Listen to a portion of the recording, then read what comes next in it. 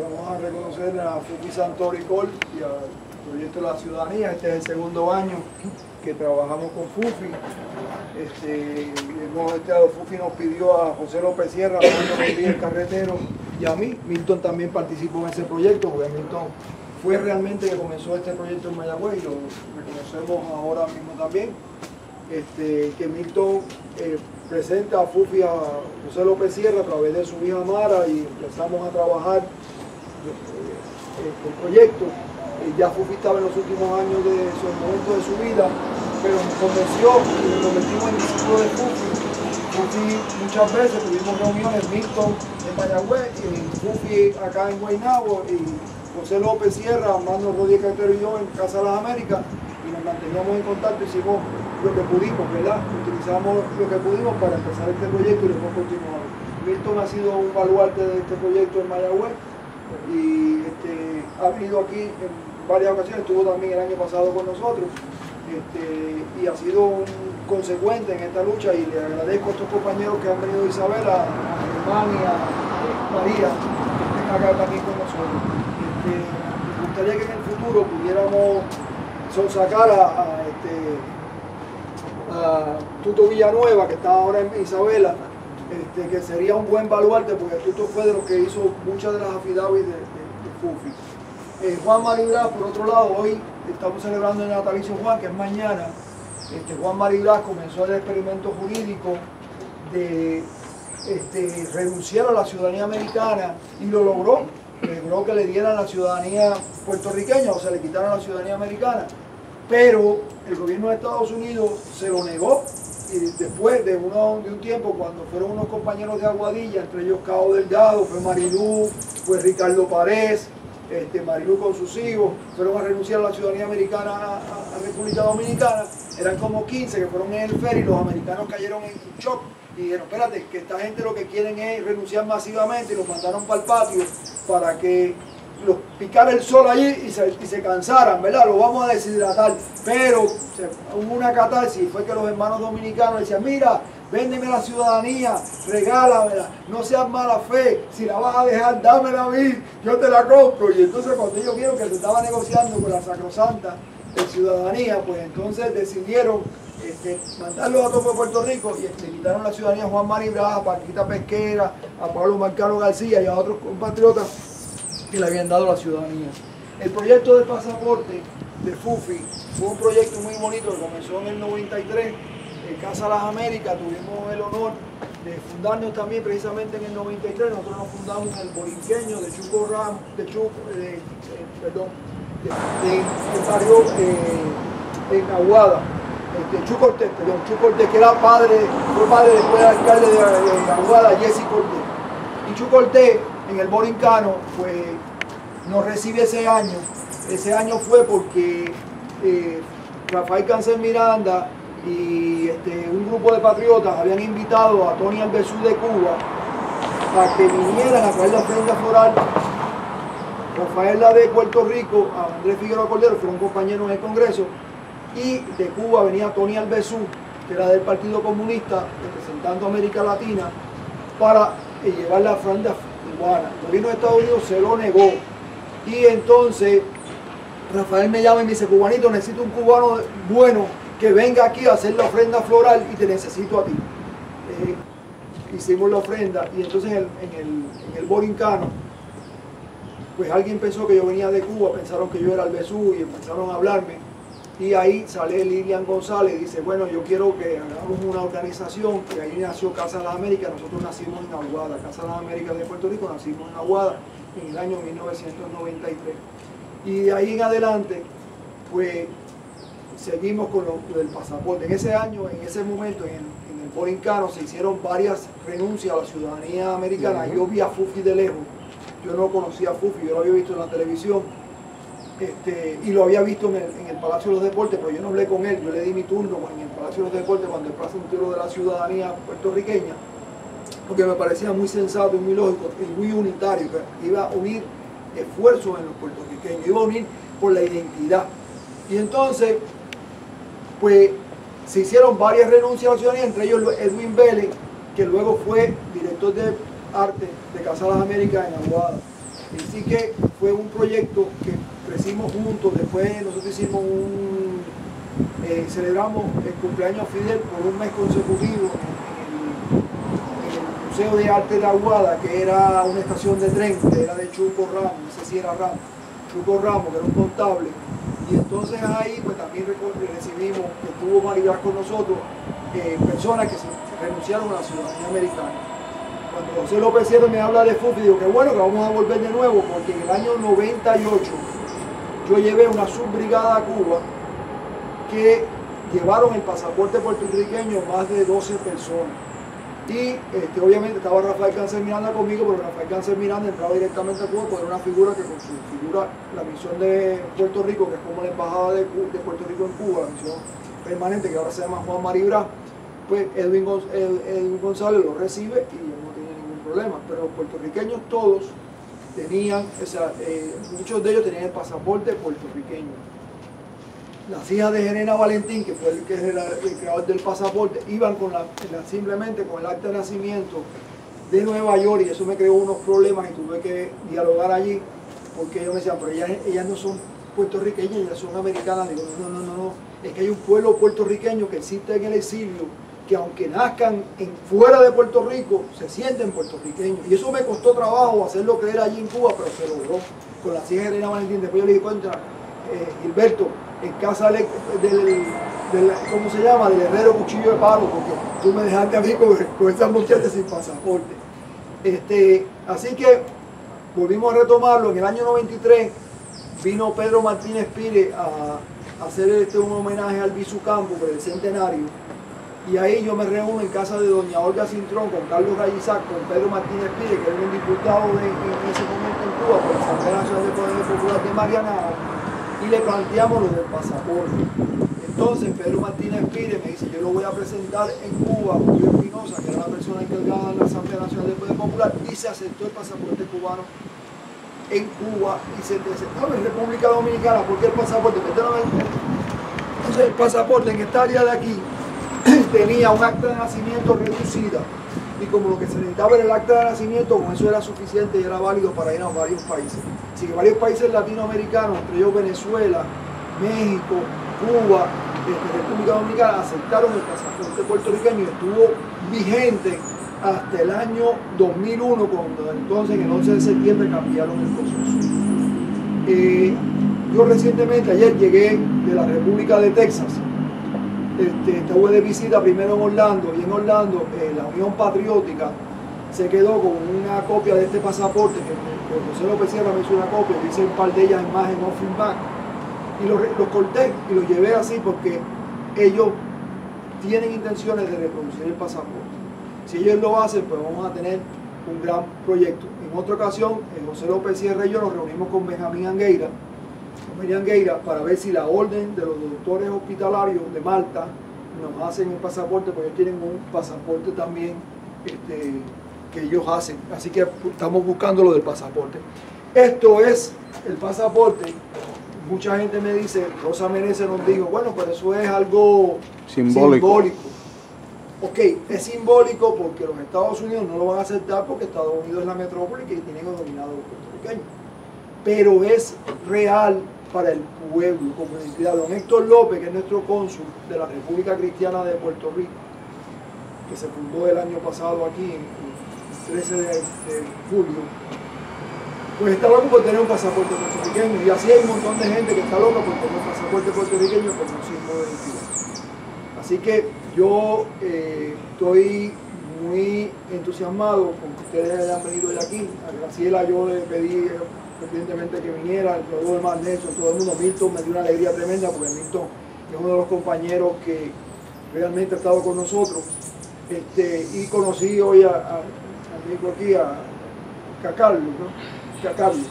Sí, y entonces pues me dio mucha alegría. Hemos hablado mucho de muchos temas y estamos empezando un nuevo proyecto. Juan de Dios pues ha sido un hombre que ha trabajado conmigo muy duro en la iglesia de nosotros, en el Ministerio de Fe y Esperanza, y recientemente pagamos un desahucio en el residencial Nemesio Canales, donde iban a desahuciar a una persona Y ella vino aquí el miércoles, porque los miércoles nosotros tenemos aquí un miércoles y un miércoles no, damos comida a los deambulantes, damos compra a los deambulantes, resolvemos, trabajamos con la comunidad, y ella vino a pedirnos una ayuda porque ella estaba desempleada, tenía 3 meses de atraso y le van a desahuciar de su canal.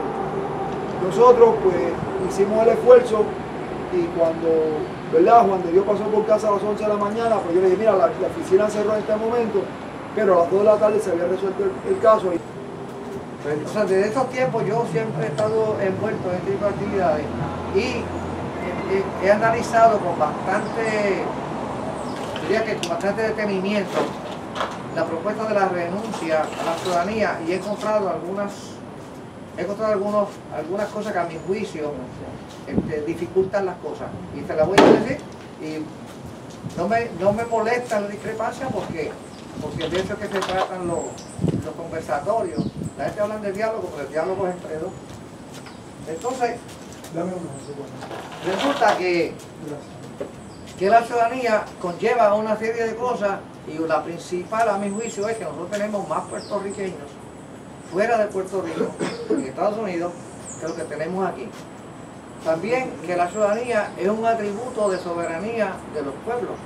Y la ciudadanía estadounidense, o americana como la quieran llamar, yo prefiero llamarle estadounidense, es un atributo soberano de los Estados Unidos. Y ellos son los que deciden qué hacen con su ciudadanía.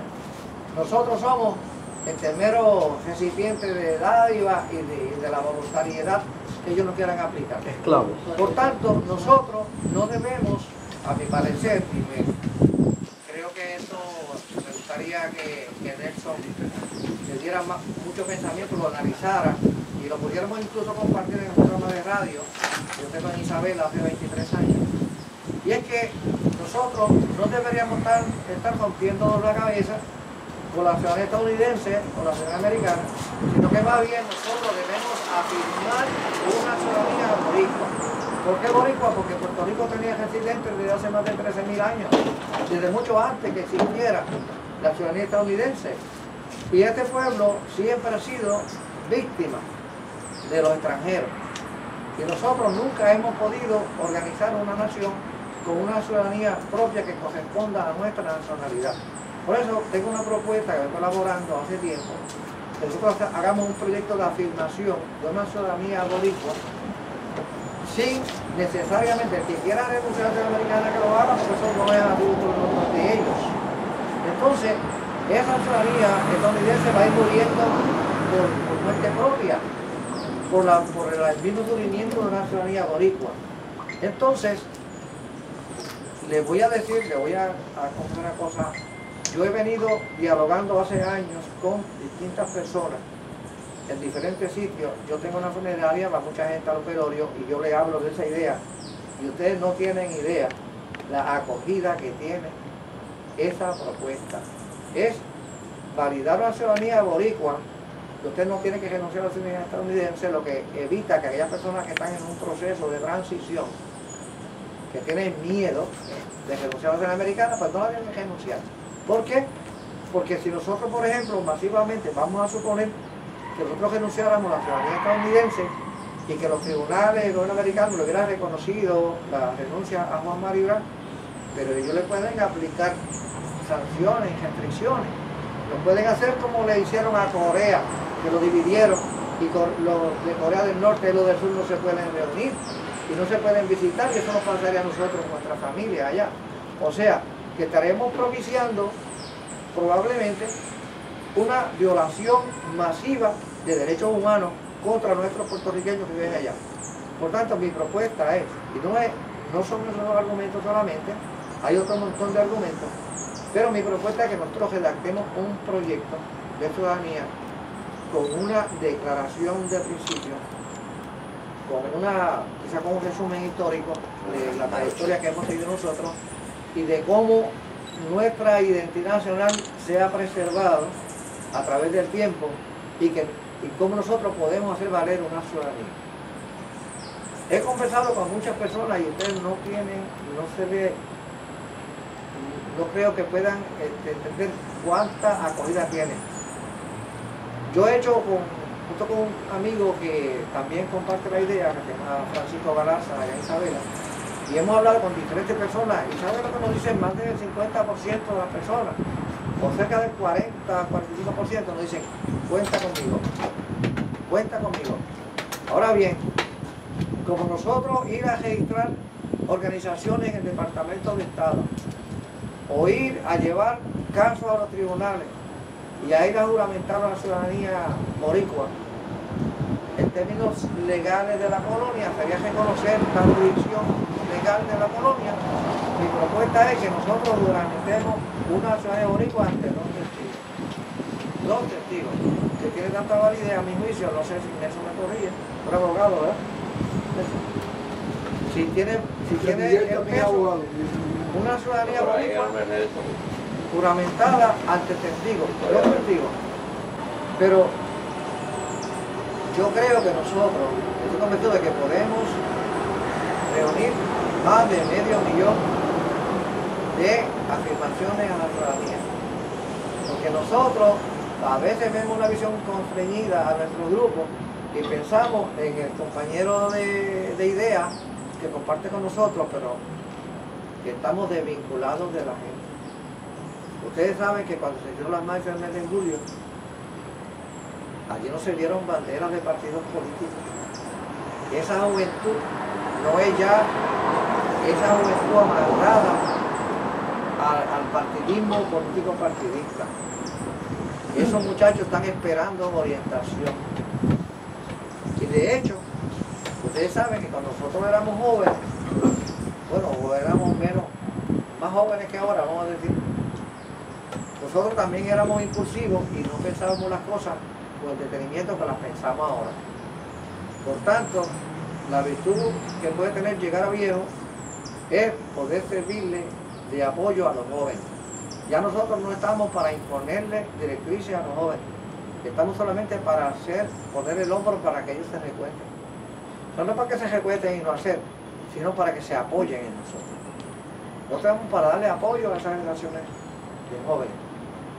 Y mal hacemos nosotros, y me solidarizo con las palabras de Milton, mal hacemos nosotros ponernos después de viejos, que hemos visto los resultados que han tenido las elecciones en Puerto Rico, ponerle a decirle a los jóvenes que quiera votar. Mire, si ese momento no quiere votar, ellos no quieren saber de los partidos políticos. ¿Sabe lo que es ver a una muchacha o un muchacho trabajando en Ponderosa de mesero, ganándose $3.70 la hora, y que le dan 11 horas de trabajo a la semana, y que no se lo dan corrido, sino cuando ellos lo necesiten, y no pueden coger un trabajo en otro sitio porque tienen unas condiciones y no saben cuándo lo van a llamar? Ese montón de jóvenes necesitan apoyo nuestro, no son órdenes ni directrices. Entonces yo pienso que con la proliferación de organizaciones patrióticas que hay en Puerto Rico, que se llaman patrióticas, pero que a veces nos obstaculizamos unos a los otros, me parece que una validación de una ciudadanía boricua creo que es el elemento más unitario que puede haber, que no puede haber nadie que diga ser un patriota puertorriqueño, que diga que no va a juramentar una ciudadanía boricua. Luego, cuando no tengamos suficiente gente, entonces sí, nosotros podemos convocar a las elecciones, porque las elecciones no es tanto si participamos o no, es quién la convoca. ¿Quién la convoca? ¿Qué autoridad moral tiene la autoridad colonial y el ejército colonial para convocar nosotros a votar para seguir administrando la colonia? Cuando un independentista o una persona que dice ser patriota dice que va a ir a votar en las elecciones y llama a otro a votar, lo primero que tiene que recordarse es que para poder ocupar un cargo tiene que jurar traición a la patria. Porque cuando jura lealtad a la Constitución de los Estados Unidos, está jurando traición a la patria boricua. Pero se está hablando mucho ya de que el Partido Popular ha cumplido su rol histórico para bien o para mal, más para mal que para bien. Pero eso quiere decir que hay, o sea, podría querer decir que hay unos grandes números de personas que están sin orientación ideológica y que son de afirmación puertorriqueña, y que la coyuntura me parece a mí que está muy buena para empezar ese proyecto de juramentación de una ciudadanía boricua, con unas metas claras. con la idea de aglutinar suficiente fuerza para convocar un gobierno y hacer una proclamación aquí, y luego enviaremos nuestras comisiones a los Estados Unidos a negociar lo que haya que negociar, siempre tomando aquellas cosas que sean de principio para los puertorriqueños, porque algo habrá que negociar. Yo no sé qué es, eso no lo puedo determinar yo, eso lo determinar el pueblo de Puerto Rico cuando se reúna en asamblea. Me preguntan cuánto conocí a Fufi. Bueno, pues no recuerdo realmente. Pero cuando se formó la cuestión de la renuncia y yo fui y hablé, y se me dijo, tu caso es un poco difícil porque tú naciste en Estados Unidos y no sabemos lo que vamos a hacer con las personas de aquí de Puerto Rico, por menos en tu caso. La cuestión es que eso se enfrió por varias cosas, el proyecto de Fufi. Una de ellos, pues muchas personas esperaban el resultado del experimento y eso perdió ímpetu, ¿verdad? Perdió momentum, esperando la gente a que ese experimento diera el resultado que muchos de nosotros, y yo era un nene para no tan nene, pero sabían más o menos en qué iba a resultar la jugada. Y la otra cuestión, pues ustedes saben, pues un grupo en particular de llamados independentistas, pues dijeron que él estaba loco, que eso era un montón de cosas, y lo hicieron para que si se renunciaba a la ciudadanía americana, pues no podían votar en las elecciones. No quiero entrar, no voy en ningún momento, voy a hablar y voy a decir que se trató del Partido Independentista en Puerto Rico. Cuando, déjame ver cómo es que empato esto, ¿verdad? Hace unos 7 años, pues yo me comuniqué con Fufi, porque Fufi pues estaba en Mayagüez, daba clases de tenis, varios amigos míos tenían clases de tenis, yo no cogí clases de tenis con él, pero los conocía y esa cuestión porque yo jugaba paleta en la playa y es algo parecido. Siempre estábamos peleando. Pues la cosa es que yo hablaba así de vez en cuando, él tenía un programa de radio en Mayagüez, dirigió baloncesto. ¿Qué no hizo Fufi? ¿Qué no hizo Fufi?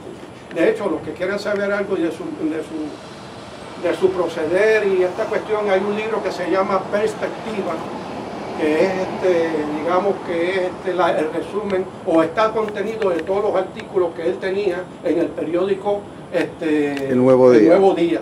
Muy interesante, y ahí habla mucho sobre, hay una sección sobre la nacionalidad y la ciudadanía, bien interesante.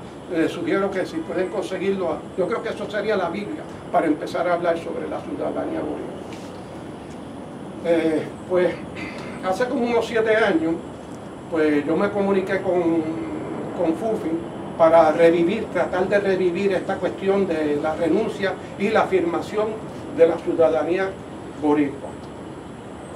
Se quedó en nada, dimos vuelta y esa cuestión, y no fue hasta que apareció José López Sierra, que se le agradece, los presento, él va a hacer una entrevista a Fufi que las pueden conseguir y las pueden ver en su blog, Todos Unidos Descolonizarpr.blogspot.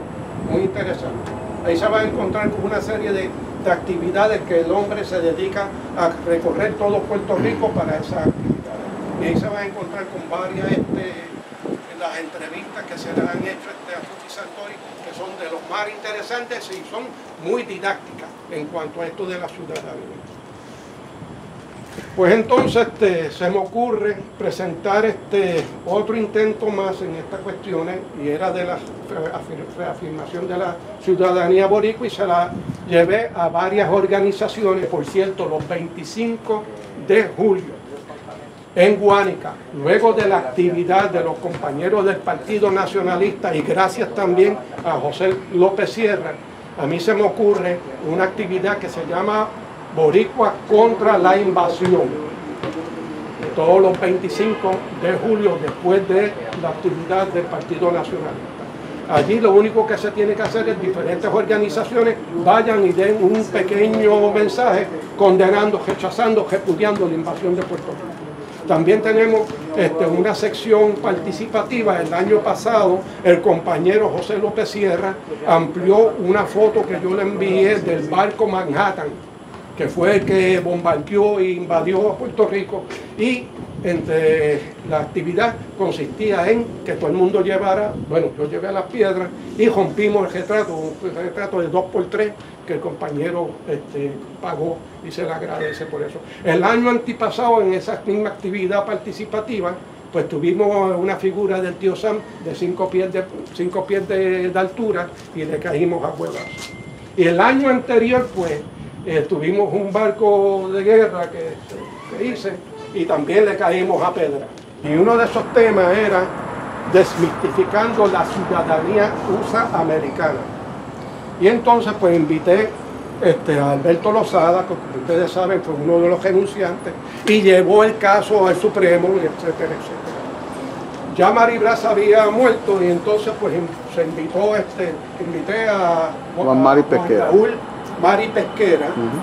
Y en esos días Fufi cae enfermo, no se levanta más por cierto, pero envía a su hija Mara para ella, pues en un escrito que él hizo, pues dijera verdad en cuanto a esta cuestión de la imposición o desmitificando la ciudadanía USA-americana, que es muy interesante a pesar del boicot de las demás organizaciones más llamadas independientes.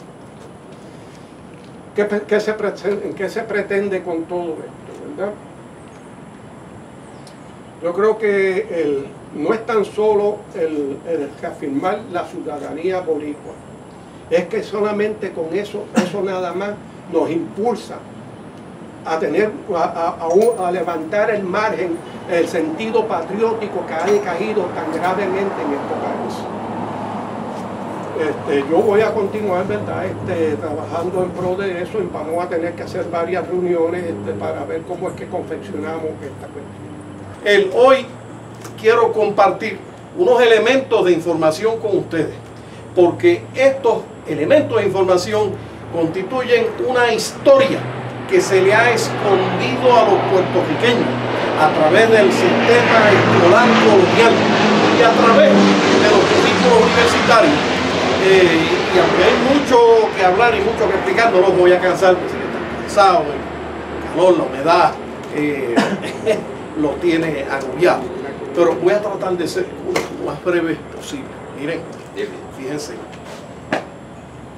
Cuando hablamos de la ciudadanía americana aquí para los puertorriqueños, pues tenemos que referirnos a la ciudadanía que teníamos bajo nuestra madre patria España. Miren, el 21 de junio de 1876, allá en Madrid, parieron la constitución de ese año, una constitución conservadora, diseñada para mantener el sistema monárquico, pero entre sus cosas buenas, en el artículo 2 nos declaró ciudadanos españoles.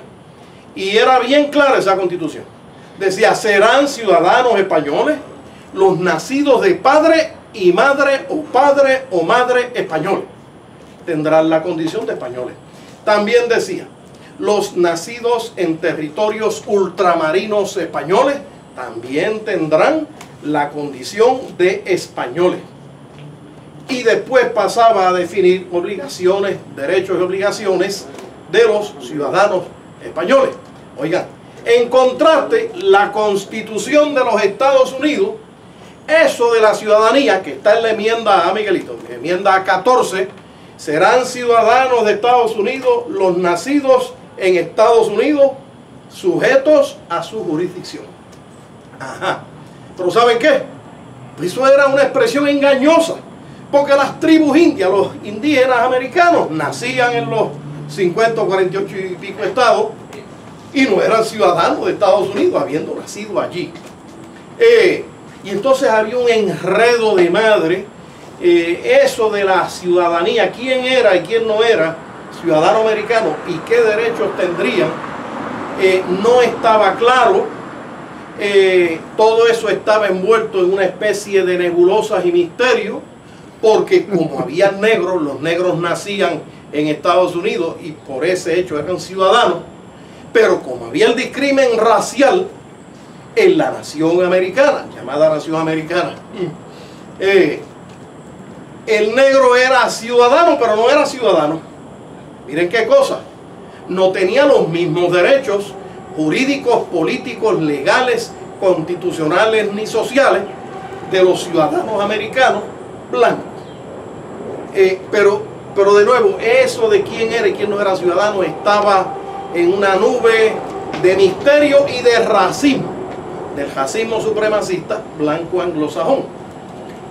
Miren, cuando, terminando con España, y entonces en 1895, el último discrimen que había en la ciudadanía española, las Cortes españolas le dieron el impuesto. El discrimen consistía que para usted votar en España pagaba 5 pesos españoles. Si usted era ciudadano español en Cuba, tenía que pagar 10 pesos por el privilegio de votar. Y si era ciudadano español aquí en Puerto Rico, pagaba 15 pesos. Y ahí vino nuestro prócer del siglo XIX, que escribe una historia de Puerto Rico en 1904, Salvador Bravo, y le escribe al señor ministro de ultramar y le dice: señor ministro de ultramar, ¿qué es eso de españoles de primera, de segunda y de tercera clase? A los boricuas nos tienen como españoles de tercera. Protestamos contra ese discrimen asqueroso, indecente, injusto, que atropella los hijos de España y los descendientes de España aquí en América. Allá en las Cortes españolas dijeron: es una palquera, estamos discriminando, y se corrigió ese discrimen. 1895. Bueno, para el 25 de noviembre de 1897 nos llega la Carta Autonómica. Bajo el Estatuto Autonómico llegamos a elegir 3 senadores al Senado del Reino de España. El 28 de marzo de 1898, 3 senadores al Senado del Reino Español. Y por los distritos de Arecibo, San Juan, Ponce, Mayagüez, Guayama y Humacao y San Juan, elegimos 2 diputados a las Cortes españolas, para un total de 16 diputados a Corte. Las Cortes son el Congreso, el Parlamento de España. Pero eso no debe de extrañarle a nadie, porque nosotros somos hijos, nietos, bisnietos, tataranietos de todas las naciones que constituyen las Españas. Somos descendientes de asturianos, catalanes, gallegos, baleares. ¿Quién aquí no tiene antecedentes en las Canarias o en las Baleares o en otras provincias de España como Cataluña, Asturias? Pues somos realmente españoles, una de las muchas clases de españolas.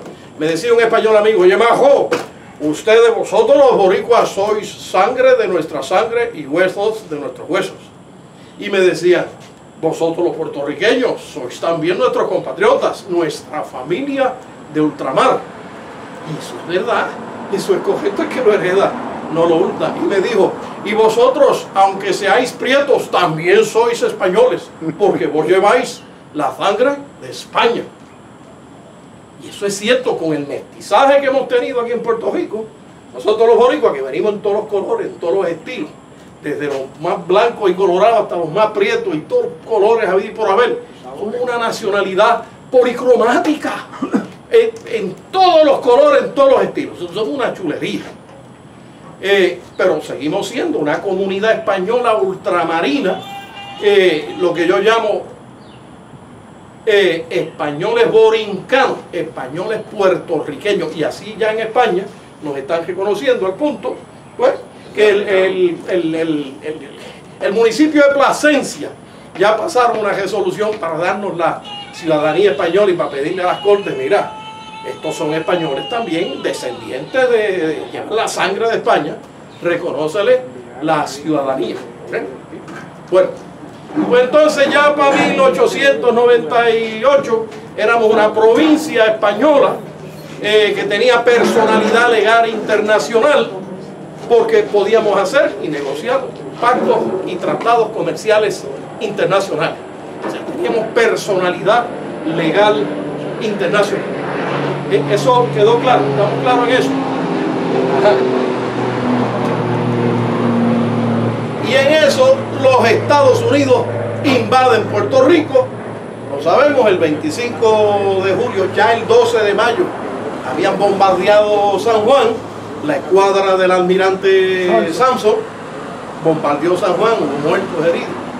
Siguieron por Fajardo, desembarcaron allí, hicieron un aguaje, lo que en lenguaje militar se llama un diversion, una distracción, un desembarco para atraer fuerzas enemigas para que dejen de guarnecidas otras áreas y poder atacar por otras áreas, como dice el proverbio chino, agita y joroba por el este, pero mete un mamillazo por el oeste.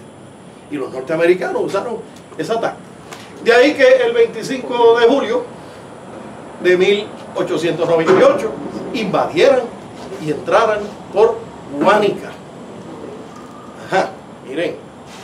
El 12 de agosto vino el cese al fuego. A las 2:30 de la tarde, las tropas españolas-americanas, a punto de meterse caña ahí en el asomante, pararon el fuego. Pero en realidad, la España pues se tuvo que rendir porque los Estados Unidos la derrotaron militar y navalmente. Bien, para cesar el fuego, los Estados Unidos exigieron que Puerto Rico tenía que ser entregado como presa de guerra, war prize, P-R-I-Z-E, presa de guerra. Eso es un término que viene de los corsarios y los piratas. Y los norteamericanos, en acto de piratería, pues le arrancaron Puerto Rico a España, nos dejaron de nuestra madre patria española. ¿Y qué ocurrió? Y aquí voy a tratar de ir lo más rápido posible para no cansarlos a ustedes. Miren, los Estados Unidos estuvieron 60 días en el Quai d'Orsay en París negociando el Tratado de París. 30 estatutos 1754. Esa es ahí donde tú conseguimos el texto original del tratado en lengua inglesa. 30 Statutes 1754. 1898. Oigan, ¿y qué tiene ese tratado de París que hoy nos quita el sueño y se lleve el objeto de nuestra atención y preocupación? ¿Alguien sabe? Miren, el artículo 9 del Tratado de París, ¿cómo era que leía? El estatus o condición política y los derechos civiles de los nativos cedidos por España a Estados Unidos serán determinados por el Congreso. ¿Alguien ve problemas en eso? Eso tiene desde el punto de vista legal graves problemas, porque parte de la premisa no escrita, pero implícita en ese texto, que nosotros no tenemos derecho, que ellos nos tengan que respetar, porque ellos se arrogan para sí la capacidad, la potestad de decidir ellos qué derechos íbamos a tener. ¿Vieron eso? ¿Vieron lo peligroso que es eso? Partiendo de la premisa de que no significa que serán los mismos. Y ellos dicen, el estatus político nuestro, o sea, el futuro nuestro, que lo van a decidir ellos en el Congreso. Segundo, que los derechos civiles nuestros se van a decidir por el Congreso de Estados Unidos. Eso parte de una premisa no expresada, premisa implícita, que dice que no tenemos derecho, que ellos nos tengan que respetar. Y ese texto, ¿alguien sabe de dónde viene? Viene del caso icónico del derecho esclavista de la nación americana, del caso de Dred Scott versus Sanford, 60 US, volumen 60, colección US Reports, empieza en la página 393. Y en la página 404 a la 413 dice, miren lo que dice, esto es una asquerosidad, esto es una barbaridad. Número, en la tesis que compró tu señora está eso, y está eso explicado. Los negros no tienen derecho que los blancos tengan que respetar. A nosotros nos trataron como negros.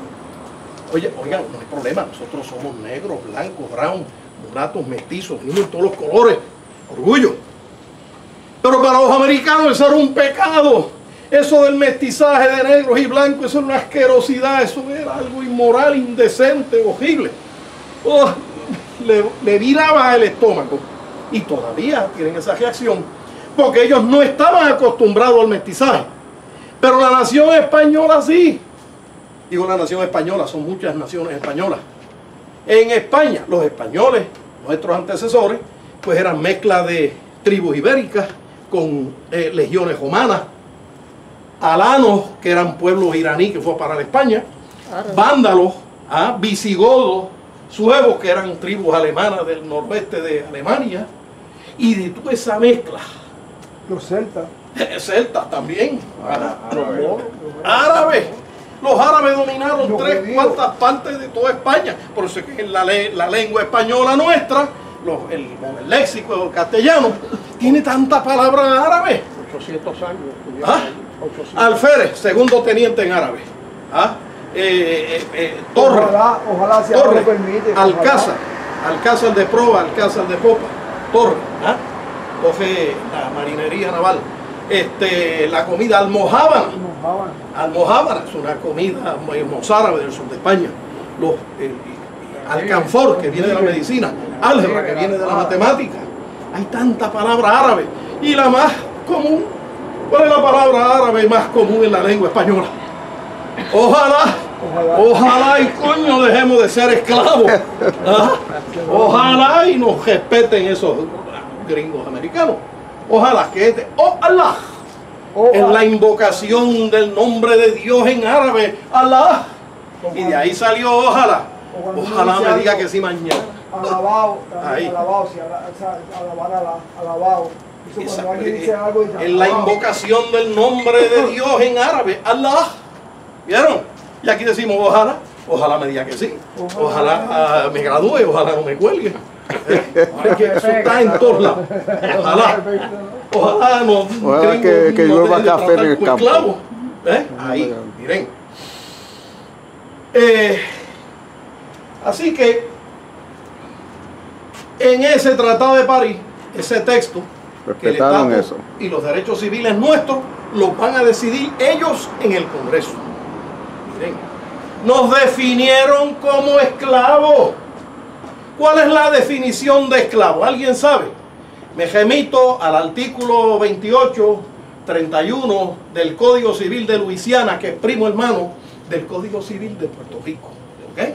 ¿Y cómo dice? Pues mire, un esclavo es un ser humano cuyos derechos a la vida de libertad, cuyos derechos totales están en manos de un amo, en manos de otros seres humanos, de otro ser humano o de otros seres humanos, que jurídicamente tienen en el puño de su mano, ¿qué?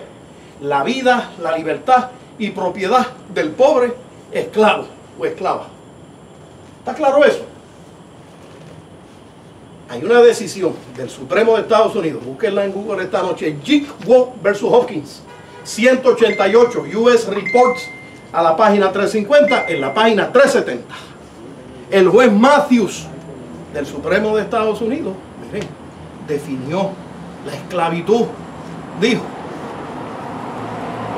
cuando los derechos de un ser humano y las condiciones de vida de un ser humano para vivir la vida en paz y felicidad están en manos de otro ser humano, tenemos una situación, una relación de amo y esclavo. En el artículo 9 del Tratado de París, donde dice que en artículo 9, segundo párrafo, el estatus o condición política y los derechos civiles de los nativos, nosotros, cedidos y que cedidos por España, Estados Unidos, serán determinados por el Congreso. Ahí, coño, nos definieron como esclavos en las narices de nosotros, 4x4 sin acepillar, sin lubricante ninguno. Ahí, coño, ahí nos definieron como esclavos. Los derechos del esclavo los determina ¿quién? El amo. El amo. Ahí está. ¿Qué pasó con los historiadores nuestros? Estaban jugando ceritos. Pasaron por alto esa verdad, esa realidad. Nos definieron como esclavos. Que tenían derecho. Y yo estoy furioso, estoy molesto, estoy que prendo. Rayo Prato, furioso con esa situación. Miguelito también, pues él y yo somos abogados, somos colegas. los abogados tenemos que estar furiosos con eso. Mire, gente, todas las desgracias y problemas políticas, económicas y sociales que sufrimos hoy en este Puerto Rico del 2019, ¿saben qué? Nacen de esa redacción del Tratado de París. Y ahí, para que tengan una idea, y voy a tratar de terminar lo más pronto posible para que se puedan ir en paz, digo, pero se puedan ir en paz y tranquilidad a sus respectivas casas. En paz y tranquilidad, pero furiosos y molestos y locos por acabar con esta situación. Bien. Los Estados Unidos decidieron que el mercado de Puerto Rico iba a ser el mercado de ellos, porque son una nación que produce más de lo que ellos pueden consumir, producen más bienes industriales que lo que el mercado americano aguanta, producen más bienes agrícolas que lo que el pueblo americano consume. Y esa situación la tenían de 1848, 1873, la crisis del 73, el pánico de 1884 a 86, la crisis y depresión de 1893, la depresión esa del 30, producía más de lo que el pueblo americano podía consumir. Eso traía la caída de los precios al por mayor y al de tal, lanzaba a la calle millones de americanos muriéndose de hambre, le traía depresiones graves, crisis terribles. Y para salir de esas depresiones, los Estados Unidos tenían que invadirle y dominarle los mercados nacionales a otras naciones para inundarla con los productos de ellos. Y a nosotros nos inundaron de miles de productos, 9.400 categorías de productos agrícolas, agropecuarios y manufactureros industriales del sistema económico de Estados Unidos. ¿Y qué ha significado eso? Quiebra, ruina, subdesarrollo productivo. Ha significado desempleo en masa, que ha lanzado a la emigración miles de boricuas en la década del 10, del 20, el 30, el 40, el 50, el 60, el 70. Nos tiene hoy desempleados en nuestra propia tierra. Por eso es que no hay empleo. Por eso es que no hay desarrollo económico. Por eso es que estamos en esta maldita crisis y depresión que nos tiene aquí desbaratándonos internamente. El crimen, la droga, la delincuencia, son males derivados de esta situación económica que viene del Tratado de París, que es la base legal para que el Congreso haga con nosotros lo que le dé su real gana. Nos pueden vender, ceder, negociar, alquilar, regalar, pueden hacer lo que le dé la gana. Eso es lo que permite el artículo 9 del Tratado de París, que el Congreso nos tenga como esclavos, nos pueden vender, ceder, negociar, alquilar y regalar, como dijo el senador Turner del estado de Washington el 4 de enero de 1899 en el Senado de Estados Unidos. Y eso aquí no se conoce. ¡Wow! Le permite a Estados Unidos hacer tratados internacionales comerciales que pueden quebrar y han quebrado y han arruinado la sidra, la piña, los tomates, la vainilla, las papas, el cultivo del tabaco, la industria del azúcar. Todo eso voló en canto y se fue a ajuste de 1934 a 1956 o 60. Y los economistas de este país no conocen ese dato. ¿Qué tronco de economistas tenemos? No saben historia económica, pero tampoco saben la jurídica y la política. Que combinar lo jurídico, lo histórico, lo político, lo económico y lo social, todas esas historias, para tener un cuadro integrado a la realidad nuestra. ¿Estamos claros en eso? Nos impusieron las leyes de cabotaje. Los cangrimanes de la Marina Mercante Americana torpedean industrias aquí. Y no porque lo digo yo, lo dijo el gobierno federal en el estudio HC 157, P8A4, 1935C, Obstacles to Industries, en Puerto Rico. Yo conseguí copia en Washington, porque la que había en la biblioteca de la OPS se la robaron hace 40 años. Pues yo tuve que traer una de Washington para poder suplir la que se robaron aquí, que es la que explica bien esta situación. ¿Vieron eso? En este momento, la falta de desarrollo económico, que no podemos montar empresas metalúrgicas, siderúrgicas, textiles, químicas, eléctricas, electrónicas, artesanales, porque no tenemos soberanía para cejar ese mercado, como hizo Israel cuando atinó a su independencia, como hizo España después de la guerra civil. Cejaron el mercado nacional español para sacar al infierno la competencia americana, francesa, inglesa, que no dejaba echar para adelante la manufactura industrial española. Ya los españoles dijeron, hay que proteger la industria nacional para que progrese nuestra patria. Pero entonces aquí, como estamos esclavos, somos españoles puertorriqueños esclavos bajo la bandera americana, no tenemos poderes para cejar ese mercado, porque nos lo prohíbe el artículo 3 de la Ley de Relaciones Federales 48 UCA, sección 731, inciso E. Jayo parta sea, el estatuto ese. Estamos impotentes, estamos esclavos, estamos bajo cadenas y sogas que nos tienen de rodillas. Un comisionado residente que va con un cachajito. Cuando yo veo a los deambulantes por ahí, yo digo, por bendito si tienen el mal ejemplo del comisionado residente, así como Pierluisi, que van de rodillas con un cachajito a pedir limosna y mantengo, a ver si el gringo le da mantengo y limosna. Debieran meterlo preso por eso, por estar pervirtiendo la juventud de este país. Con esa clase de ejemplo, lo que vamos a tener aquí es una nación de arrodillados, de esclavos, a gente arrastrada y sometida, y nosotros que somos descendientes del Cid Campeador, del 1200 por allá, ese gran guerrero, de los grandes tercios españoles del siglo XVII y XVIII, esos tremendos guerreros, y nosotros descendemos de esos titanes. Estamos aquí hoy de rodillas, quebrados, ajuinados, desbaratados, divididos, maljayo parto. Yo digo, eso tiene que acabar. Esa situación tiene que cesar. No nacimos para ser esclavos.